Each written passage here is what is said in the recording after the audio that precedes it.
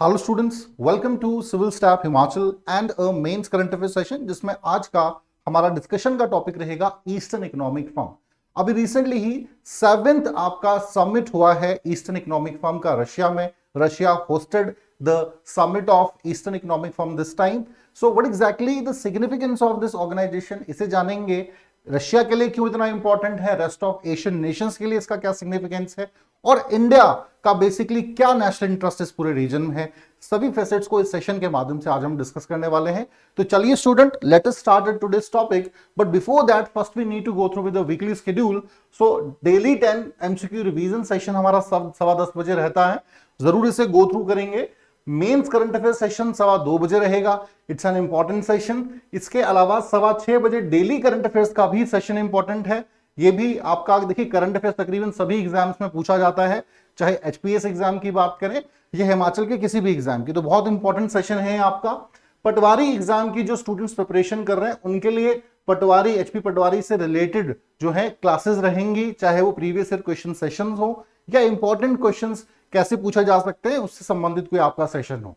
इसके अलावा YouTube shorts हमारे 9 बजे जाएंगे, which are created by teachers, specially subject related strategies में आप देख पाते हैं, या कोई सब्जेक्ट रिलेटेड इंफॉर्मेशन टीचर्स द्वारा आपको दी जाती है, या फिर बहुत से मोटिवेशनल वीडियोस भी जो हैं जो आप जो है इन शॉर्ट्स के माध्यम से गो थ्रू कर सकते हैं।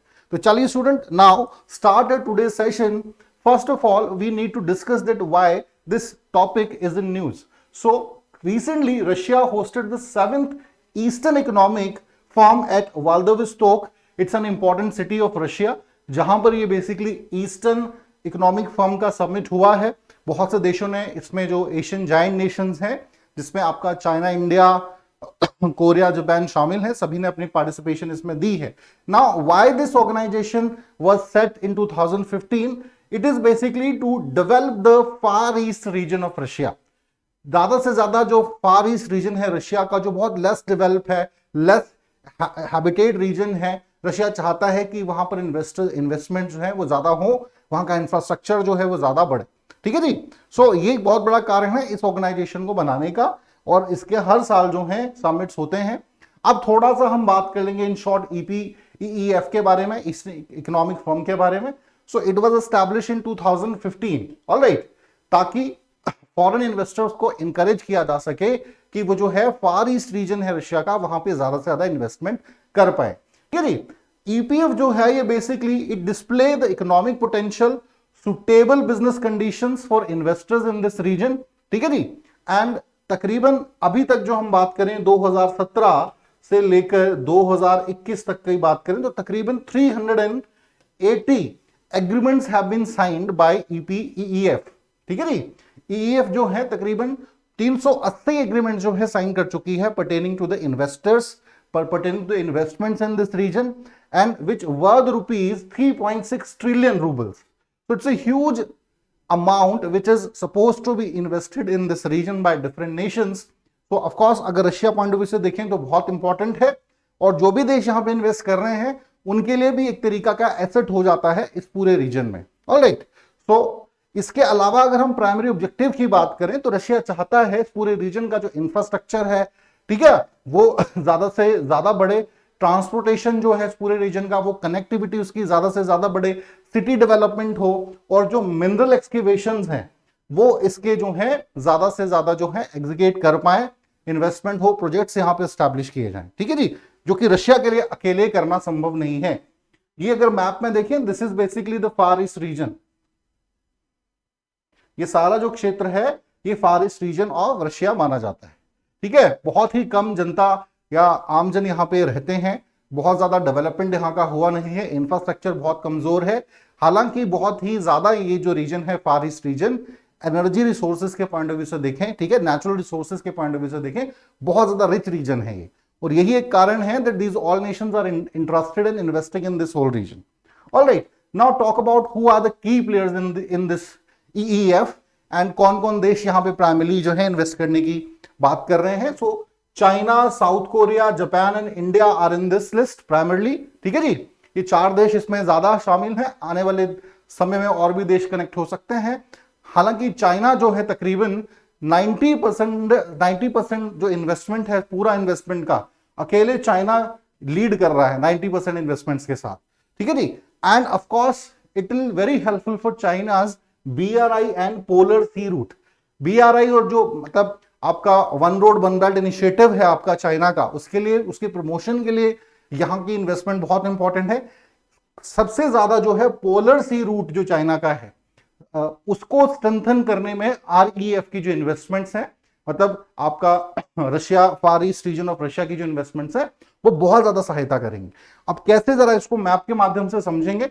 देखिए ये अगर आप देख पाए, दिस इज बेसिकली इंडिया, और यहां का जो POK रीजन है, यहां से हम देखते हैं कि जो BR प्रोजेक्ट है, वन रोड वन इनिशिएटिव, ये रेस्ट ऑफ द वर्ल्ड के साथ, यूरोप के साथ, अफ्रीकन नेशंस के साथ, सेंट्रल एशिया के साथ कनेक्ट कर रहा है। साथ ही साथ जो आपका ईस्टर्न साइड है, ठीक है ना, यहां पर भी जो है इन देशों के साथ भी कनेक्टिविटी बढ़ा रहा है China with the help of one road one initiative. इसके अलावा एक और इंपॉर्टेंट जो सी रूट है वो आपका है ये वाला, ठीक है जी, जिसे पोलर सी रूट भी कहा जाता है या आर्कटिक रूट भी कहा जाता है आने वाले समय में, बिकॉज यहां पे इस पूरे रीजन में ट्रैफिक बहुत ज्यादा बढ़ जाएगा। मतलब जो आपका कह लीजिए ट्रेड होता है उस हिसाब से इस पूरे रूट में ट्रैफिक बहुत बढ़ जाएगा। ये जो रूट रहेगा ये बहुत ही इजी टू एक्सेस है, बहुत आसानी से यहाँ पे ट्रैफिक नहीं होगा, आसानी से जो है ट्रेड किया जा सकता है ना। तो इस पूरे सिंगल रूट पे हेगेमनी चाइना अपनी बनाना चाहता है। इस कंटेक्स्ट में भी देखें तो फार ईस्ट रीजन की जितनी भी सिटी हैं, यहां पे अगर कनेक्टिविटी बनाएगा, यहां पे अपनी पकड़ को मजबूत चाइना बनाएगा, तो ऑफ कोर्स ये एक बहुत अच्छा इन्वेस्टमेंट चाइना के लिए है। Point is clear? तो इंपॉर्टेंट है स्टूडेंट्स ये। Now we can talk about objective, जो प्राइमरली ये कह सकते हैं what are the national interest of Russia in this region. क्या बेनिफिट रशिया को डायरेक्टली यहां से हैं, क्यों रशिया अपने फार ईस्ट रीजन को ओपन कर रहा है इन सभी देशों के लिए। क्या आप आइए, इन्वेस्ट कीजिए, आप भी फायदा लीजिए और हमें भी यहां पर जो है बेनिफिट्स प्रोवाइड कराइए, ठीक है ना। तो तकरीबन जो है इसमें जो मेन रीजंस हैं वो मैं आपसे डिस्कस कर रहा हूं। सबसे पहला है connecting Russia to the Asian trading route. देखिए through this map we can see that कि ये जो रीजन है ये, जैसा मैंने कहा, रेस्ट ऑफ एशिया के साथ कनेक्टेड नहीं है, क्योंकि ना यहाँ पे आपका इंफ्रास्ट्रक्चर डेवलप है, कोई फैसिलिटीज नहीं है, लोग यहाँ पे नहीं रहते हैं। रशिया चाहता है कि जिस प्रकार से ईस्टर्न फ्रंट डेवलप हुआ है, बिकॉज यूरोप के क्लोज रहा, ठीक है ना, और वेदर कंडीशन वर फेवरेबल, तो इस पूरे रीजन का भी जो है डेवलपमेंट हो सके। ये तब होगा जब मेन एशियन सिटीज के साथ कनेक्टिविटी बनेगी, ट्रेडिंग की, आसानी से आने वाले समय में यहाँ पे ट्रेड हो पाएगा, है ना। तो ये एक प्राइमरीली रीजन है जो रशिया चाहता है कि भाई इनकी जो मेन सिटी है फार ईस्ट रीजन की, उनका डेवलपमेंट हो, इंफ्रास्ट्रक्चर डेवलपमेंट हो, ट्रांसपोर्टेशन सेंटर्स बने, ठीक है ना, कनेक्टिविटी बढ़ाई जाए, और कहीं ना कहीं आने वाले समय में जो है इस पूरे रीजन का भी, देखिए अभी हम करंटली बात करें तो बहुत कम टोटल GDP जो रशिया की है उसमें बहुत कम शेयर फार ईस्ट रीजन का है, 1/3 रीजन कवर करता है, लेकिन फिर भी 5% से ज्यादा जो है आपका कंट्रीब्यूशन फार ईस्ट रीजन का रशियन इकोनॉमी में नहीं है। तो रशिया इस पॉइंट ऑफ व्यू से भी देखिए तो चाहेगा कि ज्यादा से ज्यादा गेन्स, इकोनॉमिक गेन्स यहां से भी हो, हालांकि बहुत ज्यादा एनर्जी रिच रीजन है ये। चलें तो नेक्स्ट हम बात करेंगे भाई to survive the economic crisis and the sanctions. Now अभी Russia scuffled with Ukraine in the Russia Ukraine war, and because of that number of western sanction have been imposed on Russia.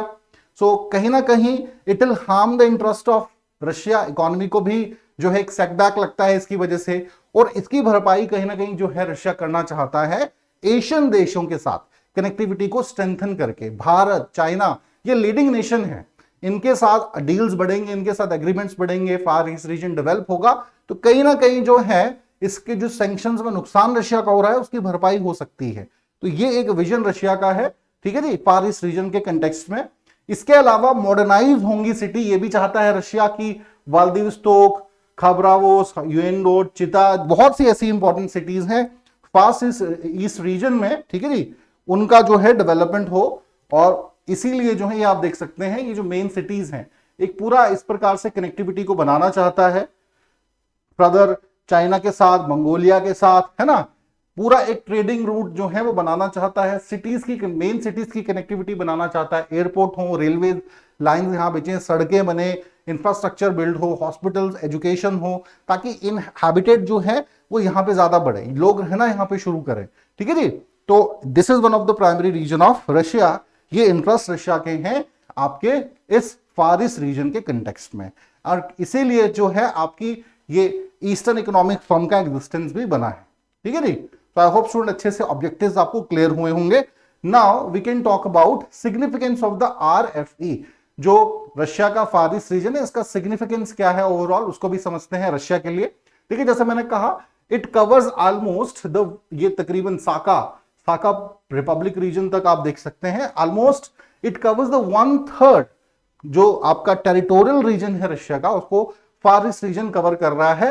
Rich in natural resources, energy resources, and despite the fact just contributed 5% in the overall GDP of Russia.